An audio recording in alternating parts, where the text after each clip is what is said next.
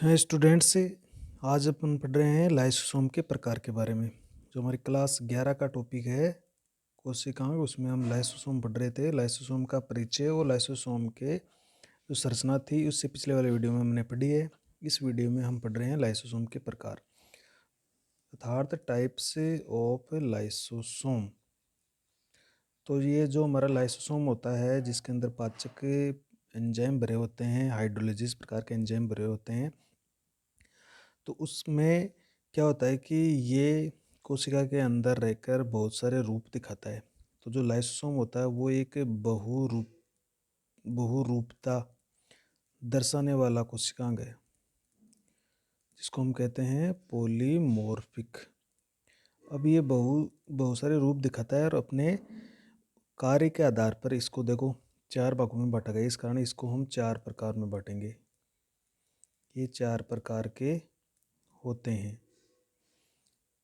अब इसमें देखो, कोई तो इसमें स्टार्टिंग में निष्क्रिय रहेगा, कोई पाचन का काम करेगा, कोई उत्सर्जन का काम करेगा। जो जो जैसा ये कार्य करते हैं उस कार्य के आधार पर इसको 4 भागों में बांटा गया है। तो पहला देखो, प्राथमिक लाइसोसोम। प्राथमिक लाइसोसोम, ये नाम से स्पष्ट है, सबसे पहले बनने वाले लाइसोसोम्स होते हैं। तो ये क्या होते हैं, ये जो डायरेक्ट जो हमारी ईआर है या जो गोल्जी बॉडी है उस गोल्जी बॉडी से बने होते हैं, बने नवनिर्मित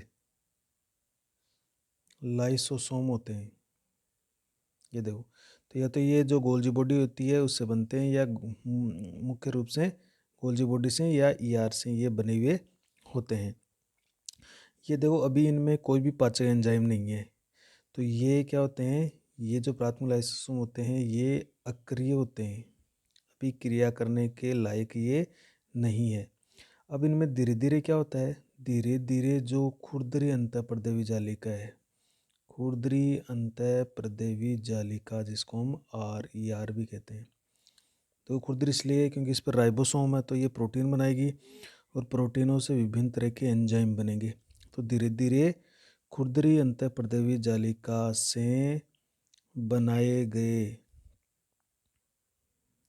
एंजाइम इसमें भर जाते हैं। धीरे धीरे इसमें जो एंजाइम है वो भरने लगते हैं। इस कारण देखो, इसे स्टोरेज स्टोरेज ग्रेन्यूल भी कहते हैं। देखो, ग्रेन्यूल भी कहते हैं, अर्थात ये जो प्रोटीन के एंजाइम्स होते हैं उनको स्टोर कर लेता है। अब देखो, पहले ये अक्रिय था, धीरे धीरे इसे एंजाइम भरने लगे। तो जैसे अब इसके अंदर सबस्ट्रेट एक क्रियाधार पहुंच जाएगा, कोई भोजन आएगा, तो वो फिर अपना काम कर देगा, ये सक्रिय हो जाएगा।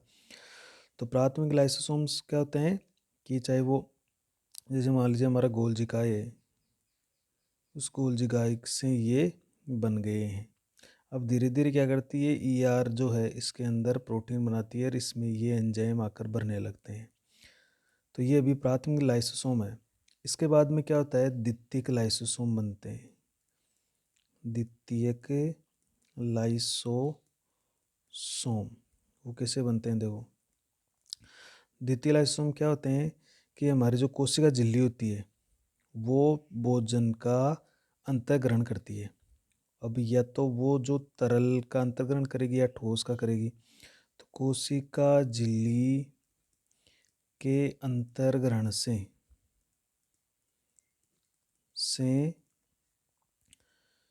पिन्नोसोम व फेगोसोम बनते हैं। तो जो ये पिन्नोसोम होते हैं ये क्या होते हैं, देखो, ये पिन्नोसोम होते हैं तरल भोजन युक्त संरचना, जिसमें तरल भोजन युक्त होता है। और जो ये जो फेगोसोम होते हैं, ये फेगोसोम क्या होते हैं, ठोस जो भोजन होता है उस ठोस भोजन युक्त संरचना होती है कोशिका झिल्ली की। जैसे मान लीजिए ये हमारी कोशिका झिल्ली है और इसने इस तरह से ये एक जगह तो भोजन ठोस ले लिया और एक जगह इसने तरल भोजन अंदर ले लिया। तो ये फिर अंदर है, ये तो बन गया पिन्नोसोम और ये बन गया ये तो बन गया पिन्नोसोम और ये बन गया फेगोसोम। तो ये फेगोसोम और ये पिन्नोसोम। अब क्या होता है, जो प्राथमिक लाइसोसोम होते हैं, ये देखो प्राथमिक लाइसोसोम है। अब ये प्राथमिक लाइसोसोम क्या करता है, इसके साथ जुड़ता है और इनके साथ जुड़ने के पश्चात जो लाइसोसोम बनेंगे तो उनको हम क्या कह देंगे, द्वितीय लाइसोसोम। तो देखो ये पिन्नोसोम और फेगोसोम बन गए। कोशिका झिल्ली ने तरल भोजन ले लिया, उस संरचना को पिन्नोसोम कह रहे हैं। ठोस भोजन लिया, उसको हम फेगोसोम कह रहे हैं। तो कोशिका झिल्ली का काम है, अब अंदर ले लिया इसको। अब जो प्राथमिक लाइसोसोम है जिसमें एंजाइम भरे हैं, तो ये अपना काम उसको पचाने का काम करेगी। तो देखो हम ये कह सकते हैं कि जो पिन्नोसोम और फेगोसोम है, फेगोसोम बनते हैं इनसे प्राथमिक लाइसोसोम जुड़कर जो रचना बनाता है या बनाते हैं उन्हें द्वितीयक लाइसोसोम या सेकेंडरी लाइसोसोम कहेंगे। द्वितीयक लाइसोसोम कहते हैं। तो ये द्वितीयक लाइसोसोम हो गया। तो जैसे एक तो फेगो के साथ बनाएगा और एक पिन्नो के साथ बनाएगा, तो ये लाइसोसोम जुड़कर दो तरह की संरचना बना लेंगे। एक तो जो ठोस भोजन होगा वो फेगोसोम उसके साथ, और एक जो तरल भोजन होगा उस पिन्नो के सोम के साथ। ये प्राथमिक लाइसोसोम जिसके अंदर एंजाइम भरे हैं, तो वो इस तरह की संरचना बदल जाएगा। देखो ये इसमें एंजाइम भरे हैं और इस भोजन को भी अंदर ले लिया जाएगा। और ये जैसे इसमें एंजाइम भरे हैं तो इस तरल पदार्थ को भी अंदर ले लिया जाएगा। तो ये जो अब ये संरचनाएं बनी, ये कहलाएगी द्वितीयक लाइसोसोम। देखो अब ये दो तरह की बनती है, एक तो तरल भोजन है और एक इसमें ठोस भोजन है। तो ये दो तरह के अलग अलग मतलब इस स्ट्रक्चर वाली बनती है। तो इस कारण इसे देखो हिट्रोसोम, हिटेरोफेगोसोम या डाइजेस्टिव वैक्यूल भी कहते हैं। पाचक रसदानी या डाइजेस्टिव वैक्यूल।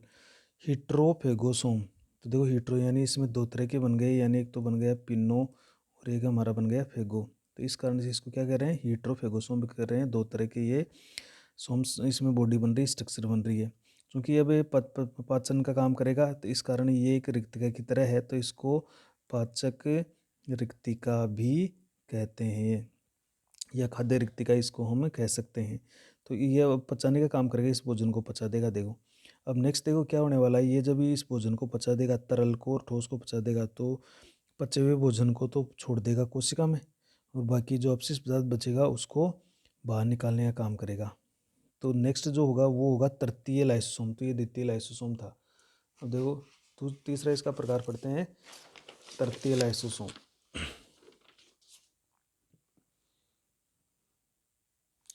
तीसरा इसका प्रकार हो गया तृतीयक लाइसोसोम। इस तृतीय लाइसोसोम से में क्या होता है, इसको देखो अवशिष्ट काय भी कहते हैं, ये भी याद रखिएगा। अवशिष्ट काय या इसको बोलते हैं रेसिड्यूल बॉडी। ये इंपॉर्टेंट बात है। तृतीय लाइसोसोम को अवशिष्ट काय भी कहते हैं। अवशिष्ट काय का मतलब है इसमें अपशिष्ट पदार्थ इकट्ठा रहेगा। अब हमने द्वितीय जो लाइसोसोम था देखो वो पाचन करने लगेगा। तो जब हम ये कह सकते हैं कि जब द्वितीयक लाइसोसोम भोजन का पाचन करता है, तो पचित भोजन को साइटोप्लाज्म में मुक्त कर दिया जाता है। अब जो भोजन पच गया उसको तो हमने कोशिका द्रव्य में रिलीज कर दिया, उसको छोड़ दिया। तब द्वितीयक लाइसोसोम, फिर आगे क्या होगा, जो ये द्वितीयक लाइसोसोम है, ये द्वितीयक लाइसोसोम है में जो पचा हुआ भोजन था वो तो कोशिका द्रव्य में छोड़ दिया। अब द्वितीय लाइसोसोम में बचा जो पचा नहीं या अपशिष्ट है। तब द्वितीय लाइसोसोम में अपचित भोजन पदार्थ, जिसको हम क्या कह सकते हैं, अवशिष्ट पदार्थ जो बच गए, अवशिष्ट पदार्थ, या जिसको हम अवशेष भी कहते हैं कि जो जो बचे नहीं या जो अवशिष्ट पदार्थ वो बच गए, तब द्वितीय लाइसोसोम में केवल अपचित भोज्य पदार्थ शेष बच जाते हैं। तब इसे क्या कह देंगे, तृतीयक लाइसोसोम या अवशिष्ट काय कहते हैं। देखो, अवशिष्ट काय कहते हैं। अब जो इसके द्वितीय लाइसोसोम में जो अपचित भोजन बच गया तो उसको अवशिष्ट काय कहते हैं।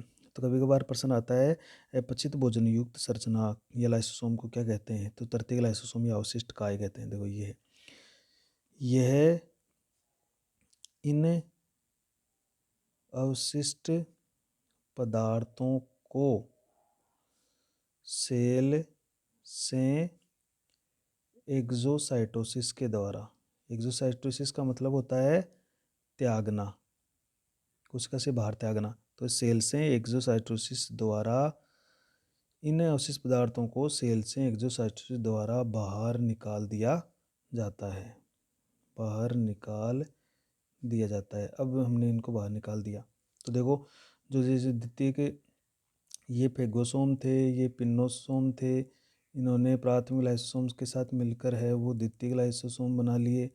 अब द्वितीय लाइसोसोम भोजन का पाचन करके पचित भोजन को तो कोशिका में छोड़ देते हैं। अब जो बच गया, इनमें जो बचा वो क्या बचा, अवशिष्ट बचा, और इस अवशिष्ट पदार्थ युक्त संरचना को हम क्या कह रहे हैं, तृतीयक लाइसोसोम कह रहे हैं। तो ये था, देखो, एक्सोसाइटोसिस के द्वारा हमने इसको बाहर निकाल दिया। देखो कभी कभी क्या होता है, कभी कभी एक्सोसाइटोसिस द्वारा ये अवशिष्ट पदार्थ सेल से बाहर नहीं निकलते, बाहर नहीं निकलते और सेल में ही रह जाते हैं। अब ये जब सेल में रह गए ना तो सेल को निश्चित बात है कोई ना कोई नुकसान पहुंचाएगी। तब इसके कारण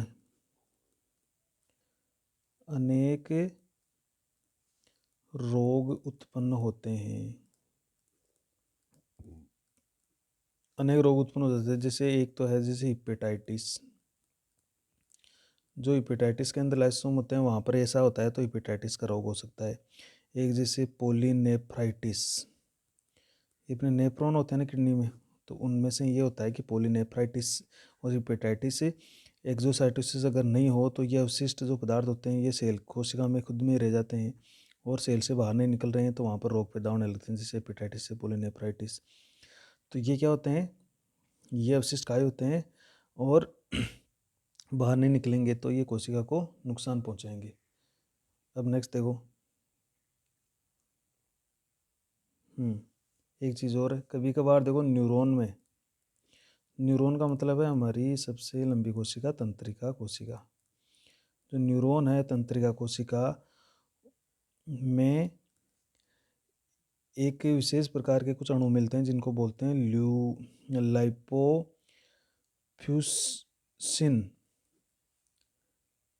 कण मिलते हैं,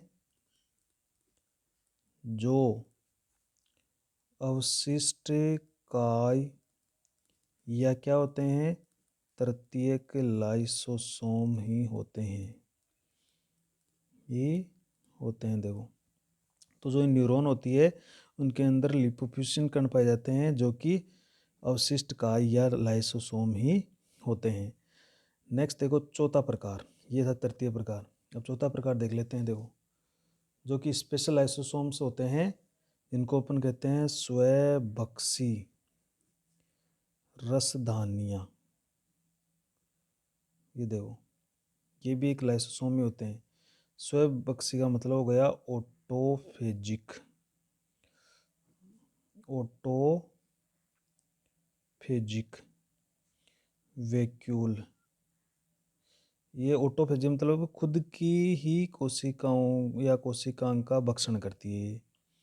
तो ये ऑटोफेजिक वैक्यूल होती है, या इनको ऑटोफेगोसोम भी कहते हैं। ऑटोफेगोसोम देखो, अपनी ही सेल के कोशिकांग या कोशिका को, जो कोशिकांग होते हैं उनको नष्ट करने का या पाचन करने का काम करते हैं। तो इनको ऑटोफेगोसोम या ऑटोफेजिक वैक्यूल या स्वभक्षी रसदानियाँ, स्व यानी स्वयं की ही कोशिकाओं को या स्वयं की ही कोशिकाओं का भक्षण कर लेते हैं। वो लेकिन किसका करेंगे? जो पुरानी और मरी हुई कोशिकांग है या कोशिकाएं हैं उनका भक्षण करेंगे ये। तो ये क्या होते हैं? देखो, ये स्पेशल टाइप के अर्थात ये विशेष प्रकार के लाइसोसोम होते हैं। देखो, इनको ऑटोफेजिक या ऑटोफेगोसोम कहते हैं, जो पुराने या मृत कोशिकांग, जो पुराने ओल्ड या जो डेड ऑर्गेनिल, उन मृत या पुराने कोशिकांगों के चारों ओर एकत्र हो जाते हैं और उनका पाचन कर देते हैं, जिसके कारण जो अनुपयोगी या जो अब उपयोगी नहीं है, अनुपयोगी पदार्थ सेल से हटते रहते हैं, सेल की सफाई होती रहती है। तो इससे क्या होगी? जो पुराने और मृत कोशिकांग हटते रहेंगे तो उससे हमारी कोशिका में जो अनुपयोगी पदार्थ बन रहे हैं वो भी हटते रहेंगे, और कोशिका की सफाई भी हटती रहेगी, और कोशिका में भीड़ नहीं होगी अथा, और जो सेल है वो स्वस्थ बनी रहती है। अनावश्यक कोशिकांग हट जाते हैं, यानी उनका पाचन कर दिया जाता है। इसी कारण इस लाइसोसोम को देखो डिस्पोजल यूनिट, हमने स्टार्टिंग में कहा था डिस्पोजल यूनिट, निस्तारण इकाई, या स्केवेंजर ऑफ सेल, क्या कहा था? कोशिका का अपमार्जक होता है, जो पुराने और मृत कोशिकाओं को तोड़कर हटाने का काम करता है। या इनको हम क्या कह रहे थे? सेल्यूलर हाउस कीपर आदि नामों से पुकारा जाता है। तो इनको देखो डिस्पोजल यूनिट भी कहते हैं, क्योंकि ये मृत और पुरानी जो कोशिकांग है उनको हटाती रहती है। स्कैवेंजर ऑफ सेल भी बोलते हैं, कोशिका के अपमार्जक कहते हैं, क्योंकि अपमार्जक क्या होते हैं? बड़े अणुओं को तोड़कर उनसे हटाते रहते हैं। सेल्यूलर हाउस कीपर, तो इस तरह से ये कोशिका में अनावश्यक कोशिकाओं को हटाती रहती है, जिससे कोशिका में भीड़ भाड़ नहीं होती है, कोशिका स्वस्थ बनी रहती है, कोशिका पर लोड नहीं पड़ता है। तो ये नेचुरली काम है। तो ये मृत और पुराने आरबीसी में मृत और पुराने जो कोशिकांग है या जो अन्य जो कोशिकाएं हैं उनको ही हटाने का काम करती है। तो ये आज हमारे हो गए 4 प्रकार: प्राथमिक लाइसोसोम, द्वितीयक लाइसोसोम, तृतीयक लाइसोसोम। तो एक बार देखो, इसका आपको चित्र बना के और बता देते हैं कि मान लीजिए ये हमारी कोशिका झिल्ली है। एक कोशिका झिल्ली ने ये संरचना बना ली है, फेगोसोम और पिन्नोसोम। ये देखो, ये फेगोसोम और पिन्नोसोम। इसने यहाँ पर ले लिया ठोस पदार्थ को, और यहाँ ले लिया इसने तरल पदार्थ को। तो ये अब कोशिका के अंदर आ गई, तो ये तो बन गया फेगोसोम और ये बन गया पिन्नोसोम। तो इसको तो हम कह देंगे फेगोसोम। ये देखो ठोस पदार्थ है, ये तरल पदार्थ है, तो इसको हम कह देंगे पिन्नोसोम। तो ये तो फेगोसोम बन गया, और ये फेगोसोम, ये पिन्नोसोम। अब जो क्या होता है कि जो हमारी गोल्जी बॉडी है मुख्यतः देखो, गोल्जी बॉडी इसका निर्माण करते हैं। तो गोल्जी बॉडी से ये इस तरह से पुट्टिकाएँ बनी। अब इन पुट्टिकाओं में क्या होता है कि आर जो है उसके एंजाइम्स आके भरने लगते हैं देखो। तो ये बन गया हमारा प्राथमिक लाइसोसोम। ये अब इस प्राथमिक लाइसोसोम क्या करेगा, देखो ये प्राथमिक लाइसोसोम है वो इनसे या तो फेगोसोम या पिन्नोसोम से जुड़ेगा। तो इनसे जुड़ेगा तो जब ये आगे संरचना बनेगी तब बनेगा हमारा द्वितीयक लाइसोसोम। देखो अभी द्वितीय लाइसोसोम में क्या करेगा, जैसे ये दो तरह के हो जाएंगे, पिन्नोसोम वाले और फेगोसोम वाले, इस कारण इसको हेट्रोफेगोसोम भी कहते हैं। अब धीरे धीरे क्या करेगा, ये उस भोजन का पाचन करेगा। अब पाचन करेगा तो क्या होगा, ये जो द्वितीय लाइसोसोम होगा उस पचे हुए भोजन को कोशिका में, जैसे ये कोशिका, इस कोशिका में पचे हुए भोजन को तो छोड़ देगा, रिलीज कर देगा इसने पचे हुए भोजन को। अब जो शेष बच गया वो ऐसा बचेगा जिसके अंदर केवल अवशिष्ट पदार्थ रहेंगे, अवशिष्ट पदार्थ। तो ये अवशिष्ट पदार्थ की संरचना को अभी इसको हम क्या कह देंगे, तृतीयक लाइसोसोम, ये इसको कह देंगे हम अवशिष्ट काय, अवशिष्ट काय। और ये अवशिष्ट काय क्या करेगा, यहाँ से फिर उस भोजन को, जो ये अवशिष्ट पदार्थ है उस अवशिष्ट पदार्थ को एक्सोसाइटोसिस के द्वारा बाहर निकाल देगा। देखो एक्सोसाइटोसिस के द्वारा ये जो अवशिष्ट पदार्थ है, इन अवशिष्ट पदार्थ को बाहर निकाल देगा, सेल से बाहर निकाल दिया इसने। तो इस तरह से हमारे अंदर लाइसोसोम पाए जाते हैं, गोल्जी बॉडी से बने, आर से इसमें जो प्रोटीन के एंजाइम बन गए। अब इसको प्राथमिक लाइसोसोम कह दिया। अभी ये अक्रिय है, जैसे इसको फेगोसोम या पिनोसोम मिलेंगे उसे जुड़कर ये द्वितीय लाइसोसोम बनेगा। ये अब एक्टिव हो गया और इसने पाचन चालू कर दिया। पाचन होने के बाद पचित भोजन को कोशिका द्रव्य के अंदर छोड़ दिया। जो भोजन पचा नहीं उस युक्त संरचना को हम कह रहे हैं तृतीयक लाइसोसोम। और तृतीयक लाइसोसोम को अवशिष्ट काय भी कहते हैं, अवशिष्ट काय भी कह रहे हैं। अब अवशिष्ट काय है, इन अवशिष्ट पदार्थों को एक्सोसाइटोसिस के द्वारा कोशिका से बाहर कर देगा। तो ये क्या होते हैं, ये हमारे अंदर इस तरह के लाइसोसोम्स पाए जाते हैं। अब बाकी और क्या होता है, कुछ लाइसोसोम क्या होते हैं कि हमारे कोशिका के अंदर ही देखो, जो मान लीजिए एक पुराना या मृत ये कोशिकांग है उसके चारों ओर ये लाइसोसोम इकट्ठा हो जाते हैं और इसका पाचन कर देते हैं। तब हम इसको क्या कहेंगे, ऑटोफेगोसोम। तभी हम इनको ऑटोफेगोसोम कहेंगे। अब इसका ये पाचन कर देंगे यहाँ पर। तो इस वीडियो में हमने केवल लाइसोसोम के प्रकार के बारे में पढ़ेंगे। नेक्स्ट वीडियो में हम पढ़ेंगे अपने जो लाइसोसोम के कार्य होते हैं उन कार्यों के बारे में चर्चा करेंगे।